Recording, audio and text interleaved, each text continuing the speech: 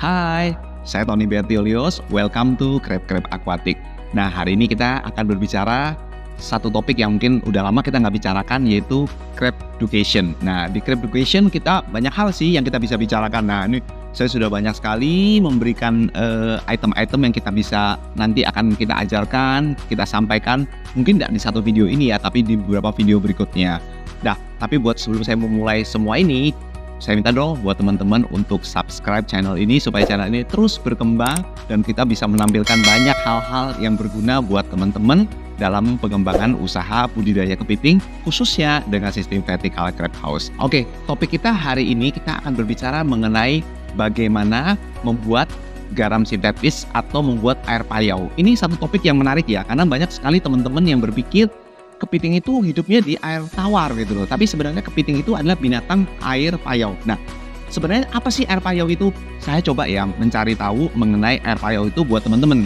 Nah, kalau menurut yang kita googling nih, air payau itu adalah suatu badan air setengah tertutup yang berhubungan langsung dengan laut terbuka, dipengaruhi oleh gerak pasang surut di mana air bercampur dengan air tawar dari buangan air daratan.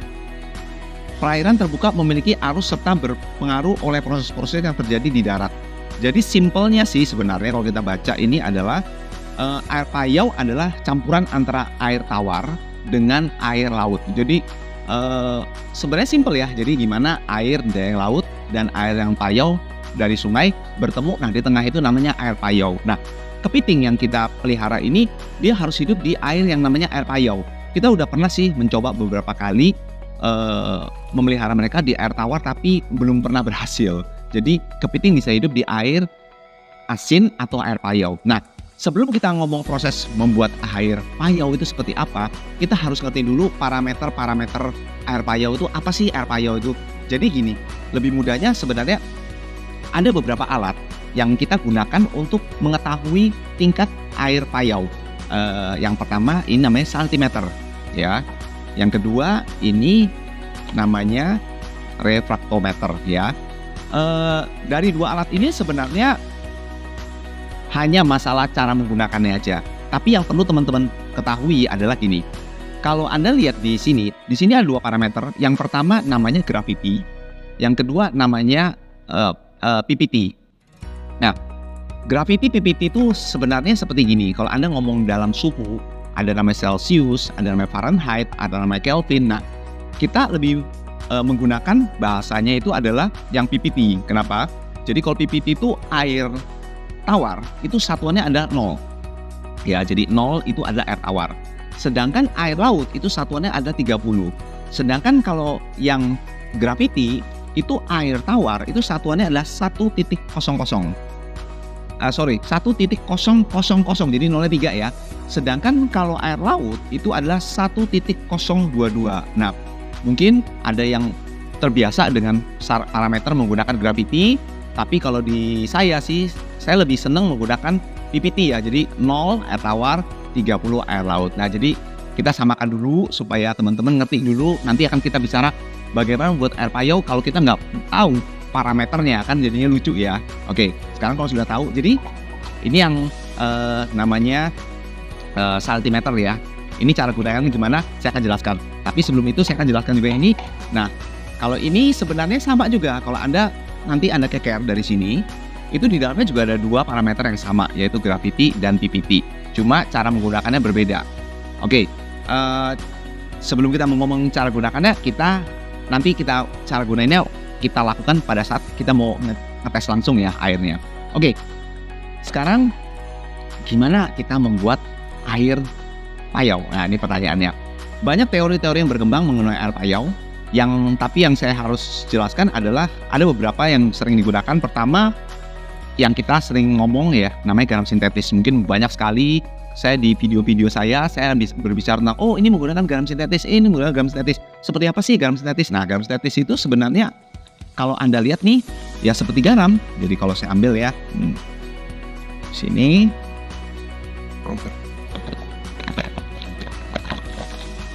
Nah, oke. Persis seperti ini garam ya. Jadi dia seperti garam. Nah, pada dasarnya mau bikin air payau itu berarti Anda harus menambahkan kandungan garam di dalam airnya. Nah, selain yang garam sintetis, ada orang juga mengenal dengan namanya garam grosok. Nah, garam grosok itu seperti ini nih, yang biasanya Anda bisa temukan di pasar-pasar. Nah, kenapa sih saya nggak menggunakan garam grosok? Karena garam grosok ini nomor satu kualitasnya berbeda, karena garam grosok ibaratnya dari daerah Madura atau daerah lain itu pasti punya kandungan berbeda dan kualitas yang berbeda. Juga di dalamnya belum mengandung namanya kalsium, magnesium. Nah, itu penting banget untuk pertumbuhannya kepiting. Ada kayak strontium juga dan berbagai macam kandungannya. Nah, sedangkan kalau garam sintetis seperti ini itu sudah lengkap sih. Jadi kandungannya sudah mengandung kalsium di sekitar 440 ppm dan kandungan magnesiumnya di sekitar 1250 ppm. Kalau Anda menggunakan garam ini berarti Anda harus menambahkan kalsium, magnesium secara khusus lagi ya. Nah, cara ngitungnya lagi, kembali lagi kan, cara ngitungnya kalsium, magnesium gimana? Anda harus punya alatnya lagi. Ini ada namanya kalsium tester ya. Anda harus ngecek lagi. Ya, oke, tapi hari ini kita nggak bicara mengenai kalsium nih, kita bicara mengenai air payau dulu ya.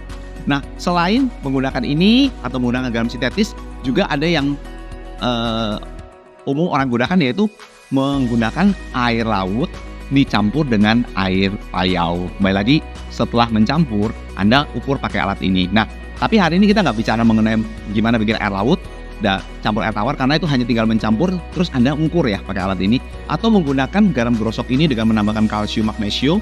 Tapi saya lebih simpel, hari ini saya akan berbicara menggunakan garam sintetis ya. Nah, garam sintetis yang ada di pasaran, kalau Anda cek di online shopping, itu ada beberapa merek sih. Ada, setahu saya ada Blue Treasure, Red Sea, ada ASW, ada Crystal, Coral Reef, dan mungkin banyak lagi merek-merek lain. Nah, kebetulan Crab Aquatic juga menyediakan garam sintetis dengan mereknya. Produk kita adalah Crab Aquatic seperti gini ya. Nah, cara menggunakannya gimana? Cara menggunakannya adalah mencampurkan satu bungkus ini dengan 50 liter air tawar. Nah, kalau Anda tanya, Pak, air tawarnya harus pakai air PDAM atau pakai air sumur? Oke, buat teman-teman yang menggunakan air tawar, baik air tawar dari PDAM atau air tawar dari sumur, biasanya kalau dari air PDAM itu kan masalahnya di kaporit. Nah, selain Anda melakukan perlakuan diendapkan dulu atau melakukan di sterilisasi dan lain-lainnya, Anda juga bisa menggunakan beberapa alat seperti kayak gini untuk mengecek kadar baik pH, alkalinitas, nitrat, klorin, total klorin, dan hardness-nya. Nah, di sini Anda nanti bisa lihat sendiri modelnya kayak gini. Anda tinggal celupin aja. Begitu Anda celupin, Anda tunggu kira-kira beberapa menit, nanti ini akan berubah warna. Nah, tinggal Anda akan cocokin saja. Nah, biasanya sih kalau air PDAM, Anda hanya butuh waktu 1-24 jam dilakukan aerasi atau didiamkan saja di tempat terbuka yang banyak anginnya, itu kaporitnya sudah selesai. Begitu juga untuk air sumur, sebaiknya kalau Anda endapin, Anda taruh di tempat tertentu, Anda biarkan diem, atau Anda boleh tambahkan aerator. Itu akan membantu mengurai Fe-nya ya. Jadi karena Fe itu kalau dikasih O2 akan terurai ya, jadi akan berkurang lah. Kalau untuk kapurnya, mungkin kalau Anda taruh aeratornya itu agak tinggi sedikit ya, mungkin sekitar 10 cm dari dasar, supaya nanti tetap akan ada endapan kapur di bagian bawahnya. Jadi mungkin menggunakan beberapa alat seperti kayak gini juga ada ya. Yang penting ada cek klorinnya, bisa juga cek pH-nya dan lain-lainnya. Mungkin di topik yang berikutnya kita akan bicara lagi mengenai pH. Juga mungkin ada obat feedstock, ada nitrat dan nitrat yang khusus lagi. Karena kalau kita kasih PK semua akan panjang sekali ya. Oke. Begitu juga air sumur, biasanya kandungan Fe-nya atau kandungan besinya tinggi atau kapurnya tinggi, itu juga perlu diendapkan dulu, sehingga waktu digunakan itu kandungan-kandungan yang mungkin terlalu berlebihan itu bisa tidak sampai di ambang batas yang terlalu berlebihan yang akan mengganggu kepiting. Karena kalau kepiting atau hewan-hewan yang terlalu banyak kandungan Fe-nya, itu biasanya pertumbuhannya cenderung lambat dan jadinya kuntet ya. Oke. Hari ini kita akan berbicara mengenai garam sintetis. Nah, gimana sih cara buatnya? Oke. Kalau saya buatnya dalam skala gede, saya bingung cari ember atau cari bak yang gede. Nah, hari ini kita akan menemukan dengan menggunakan 500 liter air. Nah, sebelum demo, saya harus tunjukkan dulu dong, bener nggak air ini air tawar? Kita menggunakan alat ini ya. Soalnya kalau alat ini lebih susah dilihat, kita gunakan. Oke. Kita masukkan ke namanya saltimeter. Nah, masukkan itu sampai ke mana sih? Sampai ke batas ini. Nah, kalau Anda lihat nih, ini ada batas kayak gini, berarti air ini harus sebatas ini. Nah, Yang perlu diperhatikan dalam menggunakan produk saltimeter ini adalah seringkali orang itu waktu ngisi, nah kalau Anda lihat nih, jarumnya langsung mentok atas. Kenapa? Karena ada buih-buih udara yang nempel di jarumnya ini. Nah, Anda harus gunakan stick seperti ini. Biasanya kalau Anda beli pasti di bawah ini, stick kayak gini. Nah, itu harus Anda bersihkan. Bersihkan dulu supaya apa? Supaya tidak nempel di jarumnya.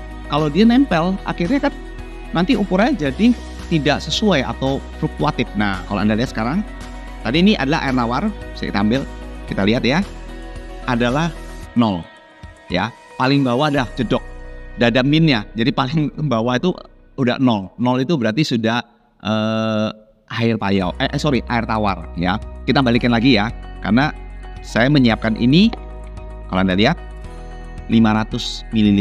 Oke, sekarang kita berhitung, satu bungkus ini bisa untuk membuat 50 liter air. Berarti kalau satu bungkus ini isinya adalah 900 gram.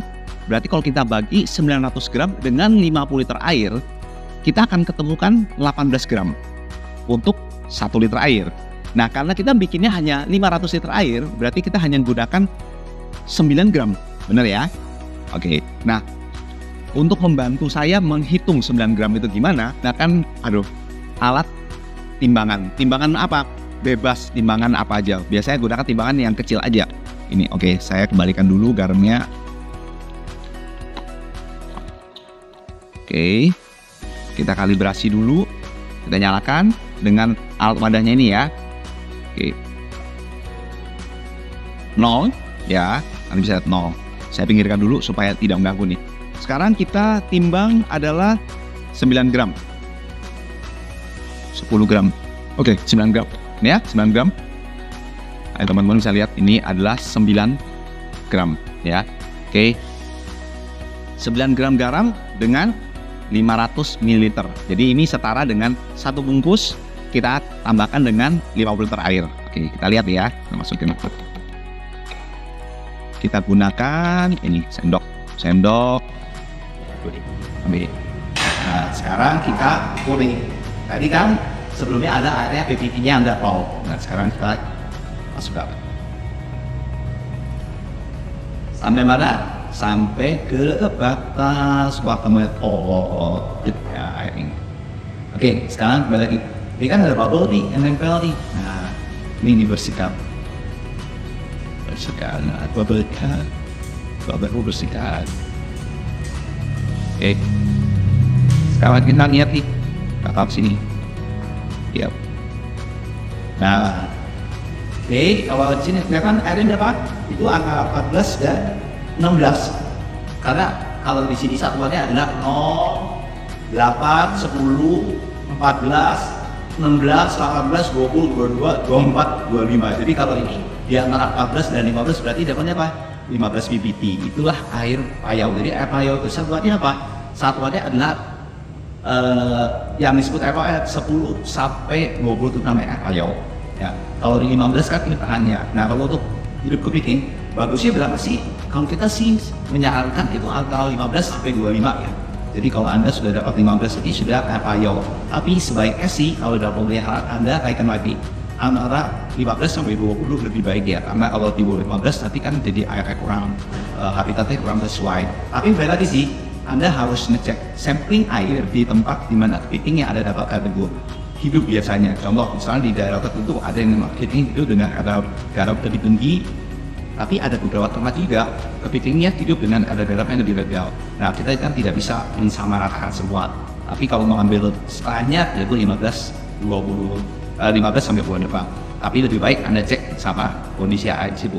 Oke? Jadi ini cara membuat air payau menggunakan PLC Teplis. Nah, kalau menggunakan air laut gimana? Anda masukkan air laut, terus Anda masukkan air tawar, kemudian Anda ukur ya. Jadi semudah itu. Nah, kalau menggunakan alat refraktometer ini, nah biasanya nanti dilengkapi sama pipet free ini nih. Dan Anda bisa ambil dari sini ya. Anda ambil, terus letakkan 2 sampai 3 tetes di atasnya kaca ini. Nah, Anda tutup seperti ini, nah ya.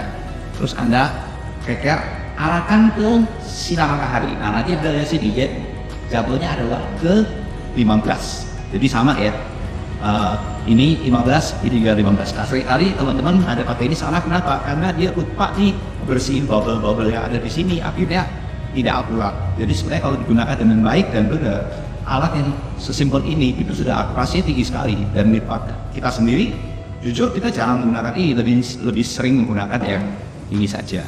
Oke, jadi mungkin ini mengenai bagaimana membuat air payau dari garam sintetis atau dari air laut. Nah, buat teman-teman yang mungkin masih belum paham, bisa tulis pertanyaannya di komen di bawah sini. Juga jangan lupa untuk share, likes, dan komen lagi di channel ini supaya channel ini terus bertambah. Kalau Anda merasa apa yang saya sampaikan ini berguna, Anda boleh share juga teman-teman Anda yang kita bingung nih gimana yang cara bikin air laut. Oke, bisa juga follow Instagram saya, Krep Aquatic. TikTok juga ada, Oni77. Subscribe, karena subscribe itu gratis. Oke, terima kasih buat teman-teman yang sudah menonton channel ini. Sampai jumpa di Krep Education berikutnya. Krep.